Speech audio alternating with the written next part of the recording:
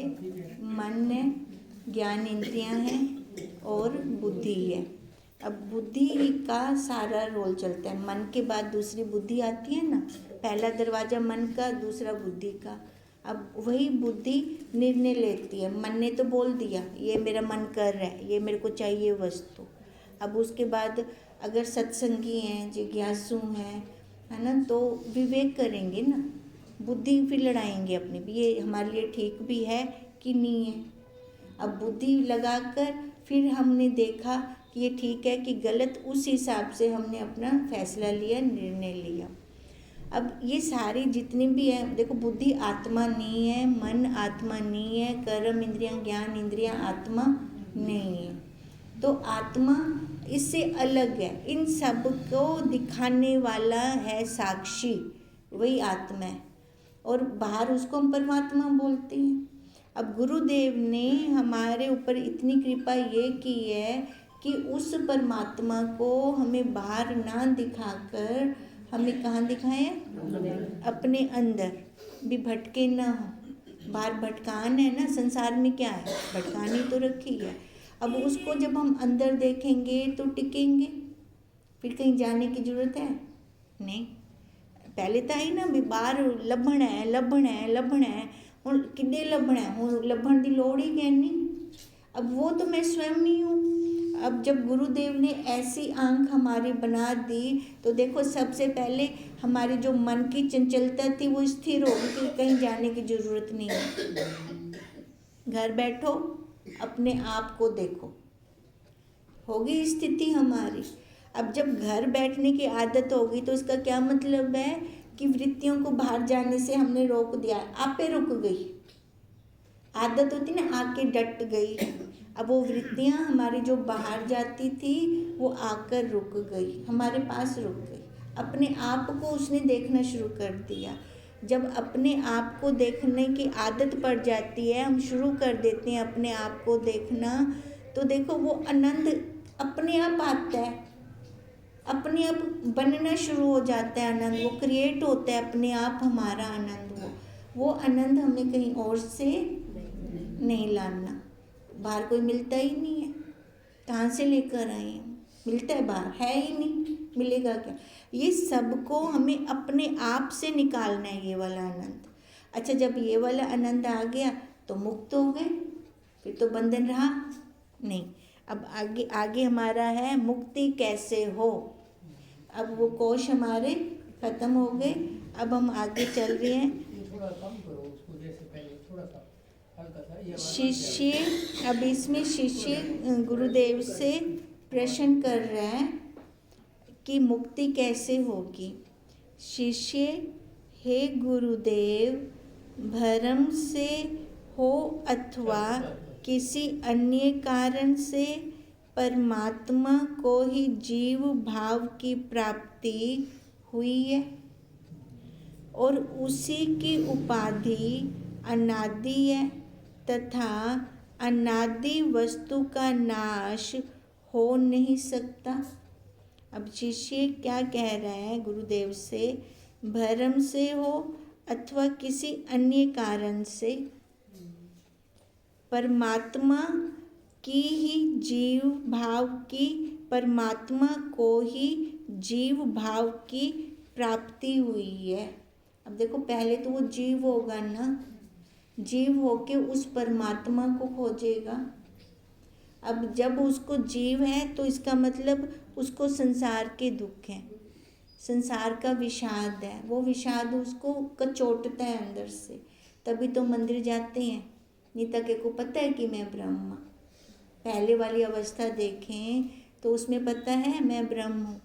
हमने अपने बुजुर्गों को देखा है ना, हमें भी वो मंदिर इसलिए लेके जाते हैं, मत्था टेक शांति मिलती, शांति के लिए जाते हैं। तो क्यों? क्योंकि हम अपने दुखों की समाप्ति चाहते हैं, है ना, या फिर कहते हैं मन्नत मांग ले तेरा ये काम पूरा हो जाएगा। वासनाएं, पर वो असली ज्ञान नहीं है हमें अपना।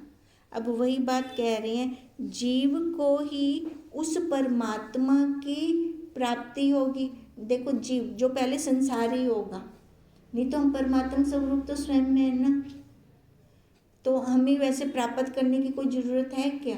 मैं तो खुद ना अपने आप को मिलना है तो मैं किवें मिल सा, मैं तो खुद ही हाँ, कोई दूजे को मिलिया बन सकता है ना, कोई दूसरा मैं उसको मिल सकती हूँ ना, अपने आप को तो मिल नहीं सकती। पर जब ये अपने आप से दूर निकल गया, जीव बन गया, फिर इसको परमात्मा की प्राप्ति हुई। और उसकी उपाधि अनादि है, परमात्मा की भी अनादि है और जीव की भी अनादि है, तथा अनादि वस्तु का नाश नहीं हो सकता। ना परमात्मा का नाश होता है, ना संसार खत्म होता है, चल रहा है ये। अगर संसार खत्म हो जाए ला परमात्मा को कौन पूछे? परमात्मा वो भी अपनी जगह पे है ना। और सारे ब्रह्मज्ञानी संत नहीं बन सकते। अगर सारे ब्रह्मज्ञानी संत बन बने तो ये विद्या वाला के कुड्यूँ, ये विद्या की जरूरत क्या पड़ेगी फिर? अब इसलिए कहा कि उपाधियां दोनों ही अनादि हैं और इनका कभी नाश नहीं होता।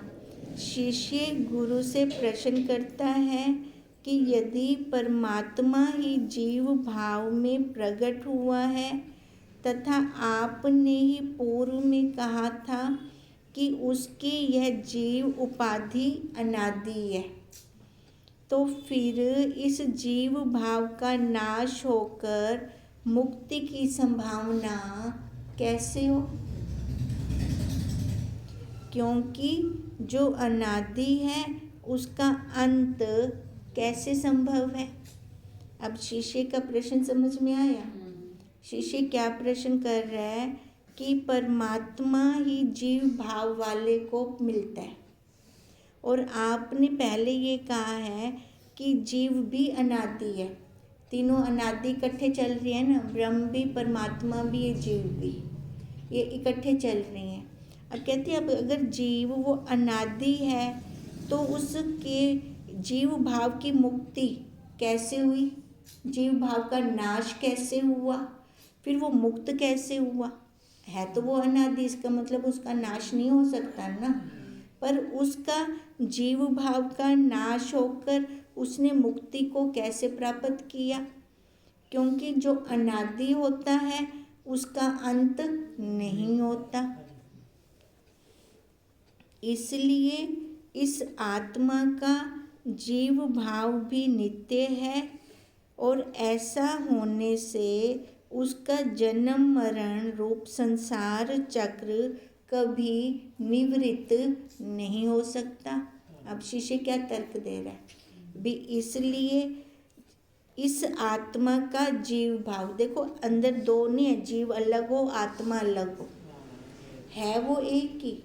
जब हमारी वृत्ति बाहर को जाती है तो वो जीव बन जाती है और जब वही वृत्ति हमारी अंदर लौट कर आती है तो वही परमात्मा बन जाती है।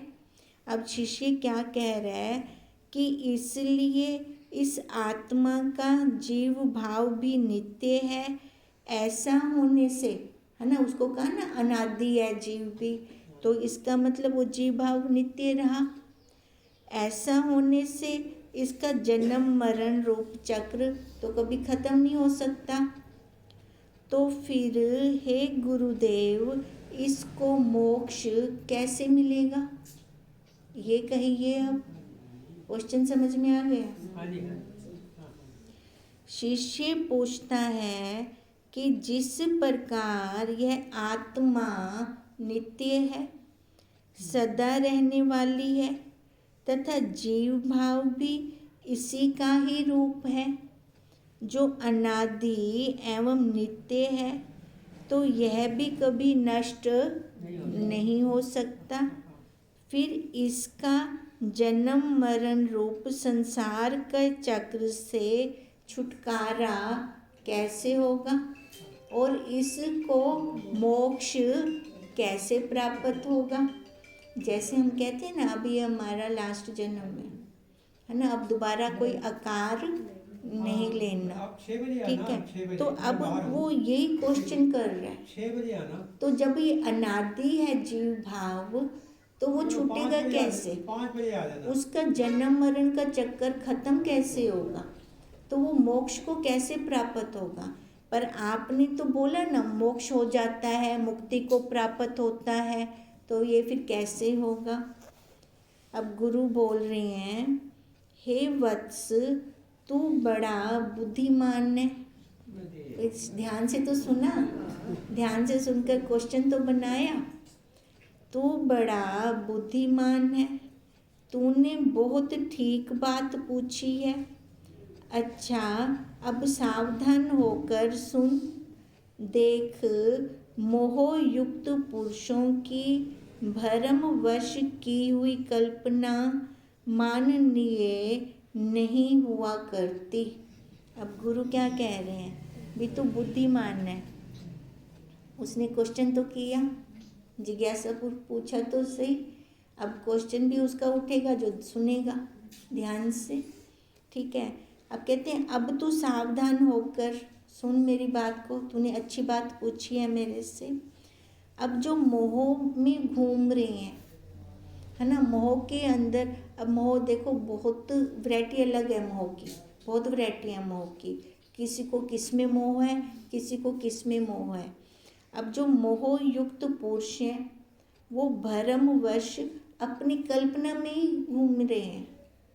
अपनी कल्पना मतलब उन्होंने अपना संसार बना रखा है। अब जितने भी मनुष्य शरीर के अंदर हैं सबका अपना अपना संसार है, किसी का एक जैसा नहीं है, किसी का मिलेगा ही नहीं एक जैसा संसार। सबका संसार अलग अलग। क्यों? क्योंकि उनके संस्कार अलग अलग, सबके संस्कार अलग अलग। अब इसलिए भ्रमवश जो उन्होंने कल्पना की है उसी में ही वो घूम रहे हैं, तो वो मुक्त कैसे होंगे? देखो कल्पना है, किसी ने कोई बांध नहीं रखा। और वो जैसे वो घोड़े को बांध दिया था उल्टा, फिर रस्सी नहीं थी, खाली इशारों से बांधा था तो वो बंधा खड़ा रहा, है ना। अब जिसने बांधा था उसको तो लगा सारे को खोल देते, मतलब पहले ही खुल गया पे चला वैसे, पर गया वो नहीं ना। फिर गुरु ने क्या कहा, जैसे उसको बांधा था वैसे उसको खोल।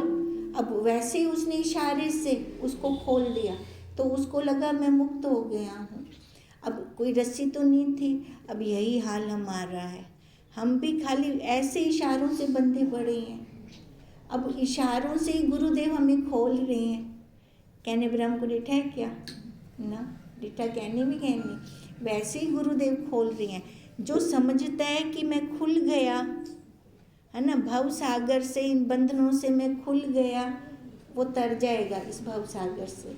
और जो समझ रहा है कि मैं अभी फंसा हुआ हूँ, मेरा भी कर्तव्य है, ये मेरे को करना है, मेरे को भी ये फर्ज है मेरा, ये मेरे को करना है, वो खुलेगा कैसे? ये बुद्धि के अंदर बंधा पड़ा है, वो बुद्धि से बंधा पड़ा है वो, तो उसको तो कोई खोल ही नहीं सकता। तो इसका क्या मतलब है कि खुद ही हमें मुक्ति अगर चाहिए तो खुद मेरे को खोलना पड़ेगा। जो मैंने अपना जाला बुना हुआ है उस जाले को मेरे को स्वयं खत्म करना पड़ेगा। शिष्य के प्रश्न के उत्तर में गुरु कहते हैं कि जो आत्मज्ञानी हैं, जीवन मुक्त हैं, उनको मोक्ष की प्राप्ति हुई है। उनका कथन अधिक प्रामाणिक एवं माननीय है। देखो जो आत्मज्ञानी है और जो जीवन मुक्त है उनको मोक्ष की प्राप्ति हुई है, और उनका कथन ज़्यादा प्रामाणिक है और माननीय है। ऐसा क्यों कहा?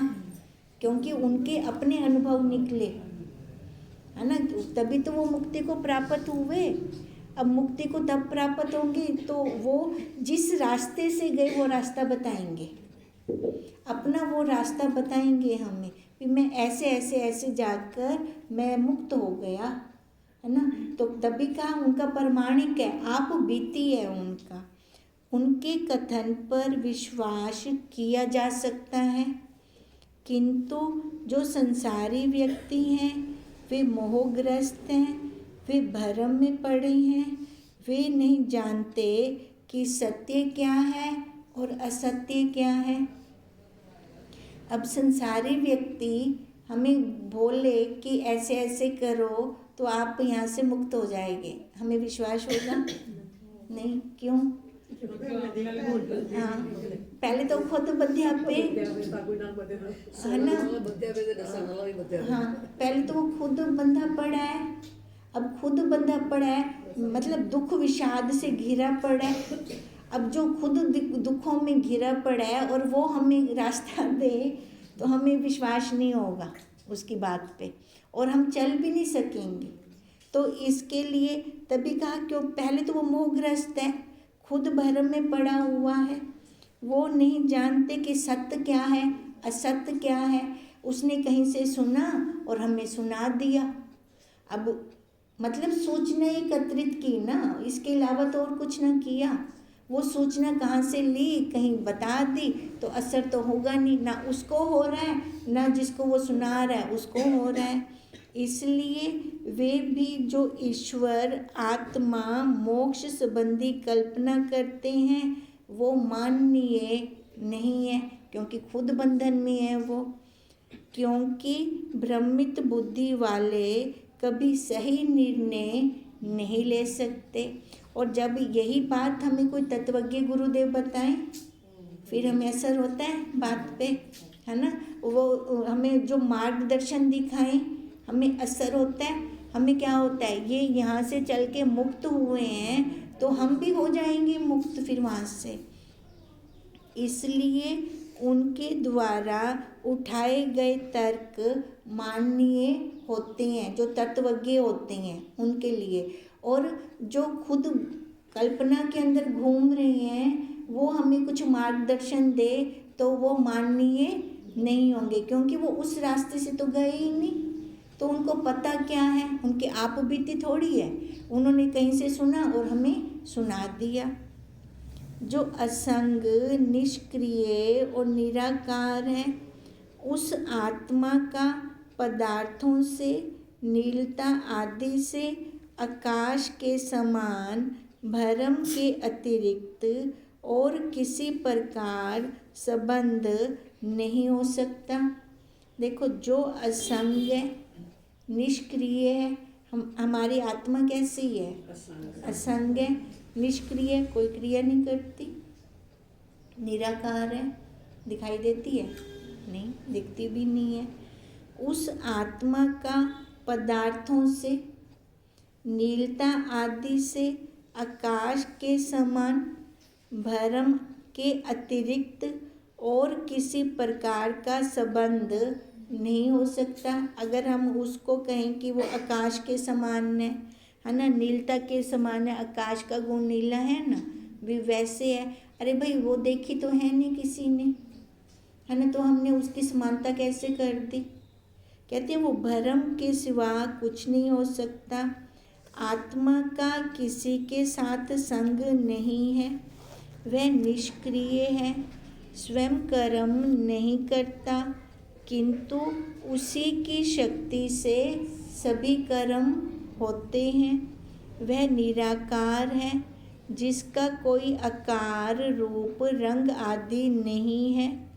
ऐसी आत्मा का पदार्थों के साथ संबंध नहीं हो सकता।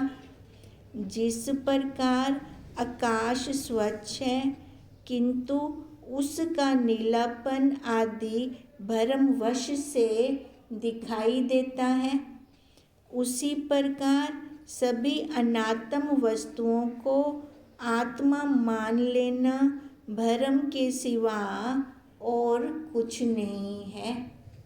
अब देखो, जैसे आत्मा तो निराकार है, उसकी समानता किसके साथ करें हम किसी के साथ कर नहीं सकते। कहते हैं जैसे आकाश है, आकाश का नीला यहाँ से दिखाई दे रहा है ना नीला, पर ऊपर जाएं है नीलापन कहीं दिखता है, कहीं नहीं है ना, पोलम पोल है ना वो। कहते हैं ऐसी भ्रमवश जो ये संसार की सारी वस्तुएं हैं ये ऐसे पोलम पोल हैं। अब ये कुछ है नहीं, पर जैसे वो नीलापन हमें यहाँ खड़े हुए दिखाई दे रहा है, ऐसी ही नीलापन हमें ये सब संबंधों में दिख रहा है। ये मोह के कारण दिख रहा है हमें, पर है नहीं। ये सारे क्या हैं? खोखले हैं, पोलम पोल हैं रिश्ते। ये कोई संबंध सच्चा नहीं है। हम कहीं एक संबंध हमें दिखे कोई सच्चा, एक भी संबंध सच्चा नहीं है, तो हम फंस क्यों रहे हैं? हम मर क्यों रहे हैं? क्यों हम बीच में उनके घुले जा रहे हैं? किस लिए? तो अपनी बुद्धि को समझ देना। अपनी बुद्धि के अंदर समझ आएगा तो ये सारे खोखले रिश्ते हैं। आकार है तो व्यवहार है, बस आकार के साथ व्यवहार कर दो। हम फर्ज से मना नहीं करते, व्यवहार करने से मना नहीं करते, पर बुद्धि के अंदर तो हो ना कि मैं क्या हूँ, मैं सत्य हूँ, मैं चित्त हूँ, मैं आनंद रूप हूँ, मैं वही परमात्मा हूँ, है ना। पर हमारी बुद्धि के अंदर तो ये रहता है मैं माँ हूँ, मैं बहन हूँ, उसने मेरे साथ ऐसा किया, उसने मेरे साथ ऐसा किया। अब ये क्या, ये संबंध है। अब संबंध में घूमते रहेंगे तो दिखाई देते हैं संबंध कहाँ पे है? नहीं दिखता, अपने अंदर ही बने हुए। अंदर है, भरम में। जैसे आकाश वो नीला दिख रहा है, भरम में, ऐसे ये संबंध भी भरम है। कोई सच्चाई नहीं है। चाहे वो माँ बेटे का संबंध है, चाहे पत्नी का संबंध है, चाहे भाई बहन का संबंध है, किसी भी संबंध में कोई सच्चाई नहीं है। तो ये हमारी बुद्धि के अंदर बैठ जाए। अगर ये हमारी बुद्धि के अंदर बैठ जाएगा तो सीधा आकाश रहेगा, सीधा वो ब्रह्म रहेगा। उसका खोखलापन हमें नहीं अटकाएगा कहीं पर भी, पर हम अटक जाते हैं, है ना, इन संबंधों में अटक जाते हैं। अब ये अगर हमें यहाँ से निकलना है तो बलपूर्वक प्रयत्न करना पड़ेगा, अपना पुरुषार्थ करना पड़ेगा, बलपूर्वक। अब ये बलपूर्वक पुरुषार्थ ही हमें इस संसार से निकाल सकता है। संसार बाहर क्या नहीं, कहाँ है? अंदर है। ये बलपूर्वक पुरुषार्थ हमारा, बलपूर्वक प्रयत्न हमारा हमें यहाँ से निकालेगा। तभी जाकर दोबारा आकार नहीं होगा हमारा, नहीं तो आकार है, सूक्ष्म में रहेगा हमारे। फिर ये सभी पदार्थ जड़ हैं जो प्रकृति है, तथा आत्मा ही एकमात्र चेतन है। ये सारे जड़ हैं। अब ये बताओ, जो हम शरीर का पूरा खुलासा किया है, शरीर जड़ है कि चेतन है? जड़ है ना। पर चेतन वर्गा कम करदा पे, पर इनको चेतना कौन देंदा पे? साक्षी देंदा पे। उमें एक जड़ है, ठीक है। ਇਹ ਤਾਂ ਆਪਾਂ ਮੰਨ ਕੀਤਾ, ठीक है। ਹੁਣ घर ਦੇ ਅੰਦਰ ਜਿਹੜੇ ਆਪਣੇ ਅੱਗੋਂ ਆਕਾਰ घूमते ਵੱਧੇ ਹੁੰਦੇ ਨੇ, ਹੁਣ को जड़ मन दूँ? हाँ जी, क्या जी? मैंने कहा घर के अंदर हमारे जो आगे आकार घूम रहे हैं, है ना, देखें कौन कौन से आकार घूम रहे हैं, तो क्या हम उनको जड़ मानते हैं? आपको सही सही देख गिन सुन तामन सो, है ना। ਹੁਣ ਆਪਾਂ ਆਖਦੇ ਬੈਠੋ ਨਾ ਇਹ जड़ है, आप आखते बैठो, सारे आखते बैठो ये जड़ है ना। तो क्या हम झूठ बोल रहे हैं? नहीं, हम सत्य बोल रहे हैं। तो फिर घर के अंदर जो हमारे सामने आकार घूमते हैं वो जड़ दिखते हैं। जो मिलके देखते हैं चेतन के समान शरीर से तो प्रतिबिंब बिल्कुल है, प्यारे नहीं दिखते दिखता ऐसे है ना, अगर चेतन अपने आप के- में बैठ के देखते हैं फिर दिखते हैं। अब अपने आप में नहीं दिखते हैं, अपने आप में बैठे हैं। ऐसे दिखते हैं जी, उनको चेतन के- नहीं दिखते हैं नहीं। एक्चुअली, क्योंकि हम जान नहीं खुद अपने दिखेगा। में नहीं बैठे हुए हैं। जब हम ही नहीं बैठे हैं, जब तो हम हम नहीं है उसमें तो वो तो तेरे को क्या लगेंगे। अब यही बात तो तभी तो कह रहे हैं, हमला तो सा इनको जड़ की में आंक दिता, फिर इसको जड़ कैसे कह दिया? मान रहे हैं, समझ रहे हैं, मान रहे हैं, लेकिन उसको दिल से नहीं मान रहे हैं। स्वीकृति नहीं दे रहे, स्वीकृति नहीं दे रहे। भाई जब तक हम इसको स्वीकृति नहीं देंगे हमारा काम नहीं बनने वाला। खाली वाणी से बोलने से कुछ नहीं होने वाला, है ना। हमने समझ भी लिया, प्रयोग भी कर लिए, तो भी नहीं कुछ होगा। पर स्वीकृति दें इसको, अंदर से गहरे पन से इसको स्वीकृति दें। जब इसको स्वीकृति दें, भाई तू जड़ रही, तब जाकर इसको दिखेगा सामने। नहीं तो ऐसे हम यहाँ बोल दें भी हाँ जड़ है, सबको पता है, सब प्रैक्टिकल कर गिदा है, हूँ प्रैक्टिकल का क्या फ़ायदा जब हमें सामने भी जड़ ना दिखे, वहाँ मोह हमारा उठ खड़ा हो, हर संबंध के साथ हम जुड़ के कर्म कर रहे हैं वहाँ पर, तो उस चीज़ का तो कोई फ़ायदा नहीं है ना। तो वही बात हम कह रहे हैं। ये देखो, ये बहुत बारीकी वाला है ना।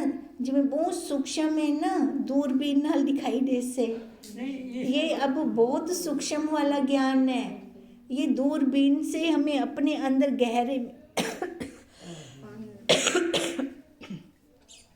गहरे में लेकर जाना है। थोड़ी सी पानी पी।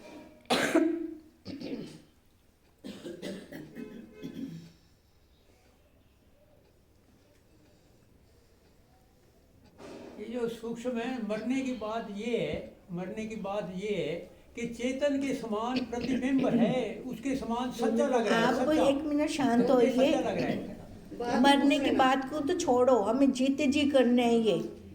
इस स्थूल शरीर में रह के करने हैं हमने। मरने के बाद किसने किया? नहीं, अभी हाँ, अगर अभी हमारा नहीं, हमने अपने आप को स्वीकृति दी तो कब देंगे? दीदी एक वो- बात बोलूं, जाड़े भी मेरे को लगता है कि नहीं, हम प्रॉब्लम मुंह ये से है ना, बोल रहे मरने के बाद हैं। अभी हम सब कह रहे हैं यहाँ पे सारे जाड़े, सारे माफ करना, थोड़ा सा किसी को कड़वा बोल दें, जाड़ भी कह रहे हैं, कड़वा बोल दे तो उसी टाइम वो जाड़ नहीं दिखेगा, फिर वो चेतन आ जाएगा। वो चेतन आ जाएगा। तब भी कहा ये बारीकी वाला है, हाँ। ये बहुत सब हम बोल रहे हैं सूक्ष्म मुंह वाला से, है ये। जाड़ मान रहे अब हैं। इसको जब तक हम अभ्यास करें, प्रैक्टिकल करें, परमात्मा हमारे आगे परिस्थितियां भेजता है, वो हमारा रिजल्ट लेना चाहता है। जब हम रिजल्ट उसको 0 देते हैं तो फिर क्या होता है? फिर फेल हो गए ना। अब परिस्थितियां क्यों आती हैं? इसलिए तो आती हैं, नंबर लगाए ना तो परमात्मा को भी तो खुश थी से ना भी साढ़े बच्चे क्या नंबर गिनते हम दे पेन। हर साल तक बच्चों के रिजल्ट देख दूँ न खप दे भी हूँ भी तू नंबर नहीं गिनते हमदा। और परमात्मा को कहने लग से भी मेरे बच्चे के क्या नंबर आए। तो परिस्थितियाँ इसीलिए आती हैं, नंबर लगाने के लिए। और अगर उसमें हम फेल हो गए तो फिर मैंने अपने इस शरीर को जड़ कब मांगा? जड़ तो माना ही नहीं मैंने फिर इसको, है ना। देखो ये खाली कहने और सुनने तक नहीं रखना हमने इसका पूरा अनुभव करना है और डट के अनुभव करना है। अब जब भी कोई परिस्थिति आए तो अपने नंबर लगाने, हमारा होमवर्क है ये, ठीक है। जब भी कोई परिस्थिति आए लाऊंटे में जड़ लगदा भी पे। अब परिस्थिति आवे तां जड़ लगे ए उवें जड़ लगे। परिस्थिति में आप तैयार थी वैसू, परिस्थिति में हम तैयार हो जाएंगे। हमें ये अब जड़ लगना शुरू हो जाए, बुद्धि के अंदर दृढ़ता हो जाए हमारी। खाली हमने दृढ़ता करनी है। और परमात्मा के लिए बाहर कहनी बैठा कि दो कहना मिल से साकू उस असा खुद परमात्मा इनसे हूँ दे नाल एकमिक थी होना। अब उस लेवल में आएंगे तभी एकमिक होएंगे। अगर लेवल एक ऊपर है एक नीचे है, एकमिक हो सकते हैं? फिर हो ही नहीं सकते। तो यही तभी कह रहे हैं मुक्ति का चल रहा है ना। शिष्य ने क्वेश्चन किया मुक्ति कैसे प्राप्त होगी, जबकि जीव तो अनादि है ना। जो मुक्त होता है वो तो अंत वाला होता है और जीव तो अंत वाला है कहना, इनको मुक्ति किमें प्राप्त इससे, यही क्वेश्चन किया हुआ है ना। अब देखो वही हमारा आंसर वो दे रहे हैं कि ये जितना भी भ्रम है, ये कल्पना है, ये खुद जीव की बनाई हुई है, परमात्मा ने नहीं बनाई। अब मैं खुद जड़ा कुछ मर्जी बनाते बह रहा हूँ, वो तो मेरी मर्जी है ना। अगर मेरे को परमात्मा के अनुसार चलना है तो उसका कहा मेरे को मानना पड़ेगा। और मानते भी हम उसकी हैं जो खुद इस रास्ते पे चल चुका होता है। जो नहीं चला और वो हमें उपदेश देने बैठ जाए तो उसकी हम मानेंगे? असर ही नहीं होगा ना हमें उस बात का। तो ये देखो, ये ध्यान में रख के चलना है कि गुरुदेव हमें कह रहे हैं कि अपनी कल्पनाओं से तू बाहर आ और कोई भी संबंध बाहर जोड़ मत। अब ये संबंध जोड़कर ही तो हम भ्रम में, कल्पना में घूम रहे हैं। जन्म मरण का चक्कर हमारा चल रहा है। ओम तम नमामि